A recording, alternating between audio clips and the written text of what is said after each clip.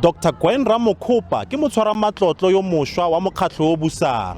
Seno se latela go tlhophiwa ga gagwe kwa kopanong ya bo55 kwa Nazareth. Go tlhophiwa ga gagwe go dirile histori ka tlile go nna mosadi wa ntlha wa go nna mo maemong ao. Indeed, it is historical, and this is what the women wanted. They wanted at least one of the offices to be held by women for the first time in the 110-year history of the African National Congress. A great responsibility to shoulder. However, it is important to take inspirations from those that were before us. Ramakgopa yo tsetseng mo Atteridgeville o ikatisitswe jaaka ngaka ke motlatsa tona wa boitekanelo wa maloba ebile ke rateropo ya ntlha ya mosadi mo Notshwane.